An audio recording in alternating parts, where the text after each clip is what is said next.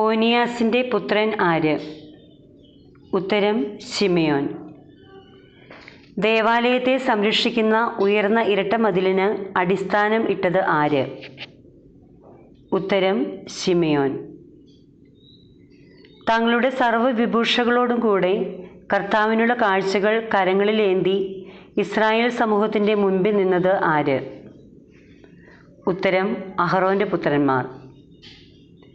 സമുദ്രം പോലെ വിശാലമായ ജലസംഭരണി കുഴിച്ചത് ആരുടെ കാലത്താണ്?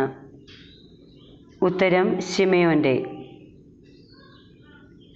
ശിമെയോൻ പുരോഹിതന്മാരുടെ കയ്യിൽ നിന്ന് ഓഹരികൾ സ്വീകരിച്ചത് എവിടെ നിന്നുകൊണ്ടാണ്? ഉത്തരം ബലിപീഠത്തിലെ അഗ്നിക്കരികെ നിന്ന്.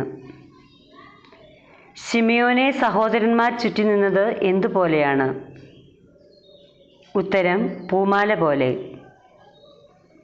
കർത്താവിൻ്റെ നാമത്തെ മഹത്വപ്പെടുത്തുന്നതിനും അവിടുത്തെ അനുഗ്രഹം പ്രഖ്യാപിക്കുന്നതിനും വേണ്ടി ഇസ്രായേൽ മക്കളുടെ മുമ്പാകെ കൈകൾ ഉയർത്തിയത് ആര്? ഉത്തരം ശിമെയോൻ. ജെറുസലേമിലെ എലെയാസറിൻ്റെ മകൻ ആര്? ഉത്തരം സിറാക്ക്. യേശുവായുടെ പിതാവിൻ്റെ പേരെന്ത്? ഉത്തരം സിറാക്ക്. ഇക്കാര്യങ്ങളെപ്പറ്റി ചിന്തിക്കുന്നവൻ അനുഗ്രഹീതൻ, അവയെ ഹൃദയത്തിൽ പ്രതിഷ്ഠിക്കുന്നവൻ ആരായിത്തീരും? ഉത്തരം ജ്ഞാനിയാകും.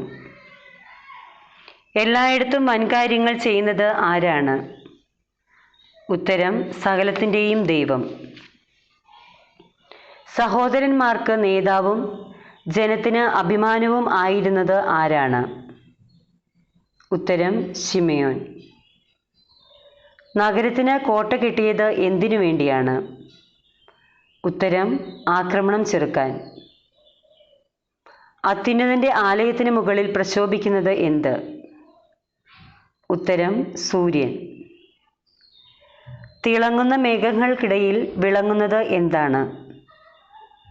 ഉത്തരം മഴവില്ല്.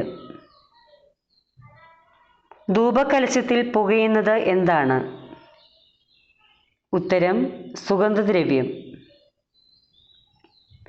ഈന്തപ്പനകളാൽ വലയിതമായി ശോഭിക്കുന്നത് എന്താണ്? ഉത്തരം ലെബനോനിലെ ഇളം ദേവദാരു. ആർത്തു വിളിക്കുകയും ലോഹനിർമ്മിതമായ കാഹളം ഊതുകയും ചെയ്തത് ആര്? ഉത്തരം അഹറോൻ്റെ പുത്രന്മാർ.